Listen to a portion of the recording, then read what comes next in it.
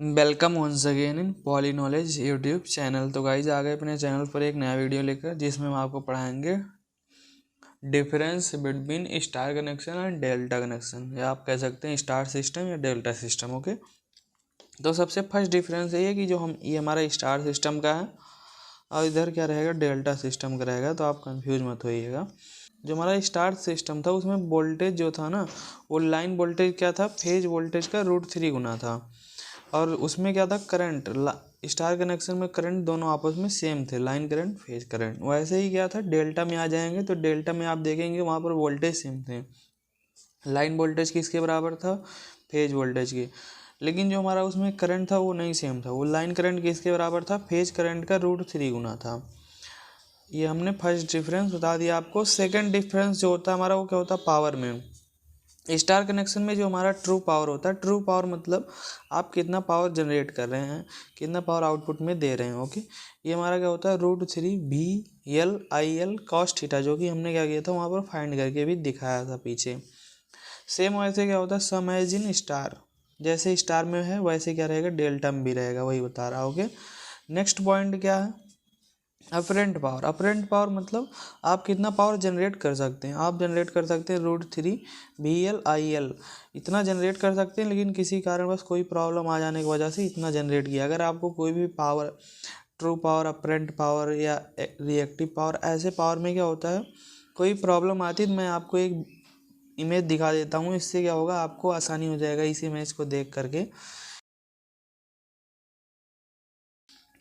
Okay, उसके बाद क्या है, ये जो हमारा अपरेंट पावर है डेल्टा में सेम वैसा है जैसे स्टार में था। ओके, नेक्स्ट डिफरेंस क्या है, इन ए बैलेंस स्टार सिस्टम। जो हमारा बैलेंस स्टार सिस्टम रहता है ना, उसका रिजल्टेंट पोटेंशियल, जो हमारा रिजल्टेंट वोल्टेज रहता है किस पे, न्यूट्रल पर, न्यूट्रल पॉइंट पर 0 रहता है। इसीलिए कह रहा है न्यूट्रल पॉइंट में कोई करंट नहीं पाया जाता है, क्योंकि न्यूट्रल पॉइंट पर वोल्टेज 0 रहता है एक बैलेंस स्टार सिस्टम में। ओके, और वैसे ही हमारा क्या है, डेल्टा वाले कनेक्शन में क्या डिफरेंस है कि जो हमारा एक लूप कह रहा है कि जो क्लोज सर्किट बनता है ना, क्लोज सर्किट, उसमें क्या रहता है कि जो रिजल्टेंट वोल्टेज रहता है, पोटेंशियल, रिजल्टेंट पोटेंशियल क्या रहता है, 0 रहता है।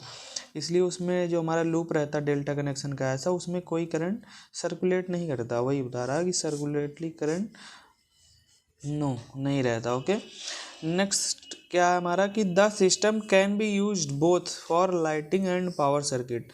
इस सिस्टम का हम यूज कर सकते हैं किसमें, लाइटिंग और पावर सर्किट दोनों में। जैसे हमारा क्या है, स्टार कनेक्शन है, इसमें न्यूट्रल निकला हुआ है, तो हमें जिस लाइट में, जिसको मतलब लाइट फैन इन सबको जलाना है, तो हमें फेज वोल्टेज चाहिए थी। यहाँ से हमने क्या किया, लाइन और न्यूट्रल से वोल्टेज लिए तो फेज वोल्टेज हो जाता है। हम क्या किए, बल्ब भी जला लिए। अगर हमें क्या करना है, मोटर वोटर चलाना जो कि 3 फेज का, तो हम यहाँ से क्या करेंगे, ओनली लाइन और लाइन से ही लेंगे, तो हमारा क्या हो जाएगा, लाइन वोल्टेज हो जाएगा 2 फेज के बीच के वोल्टेज को, तो बड़ा वाला मोटर चल जाएगा।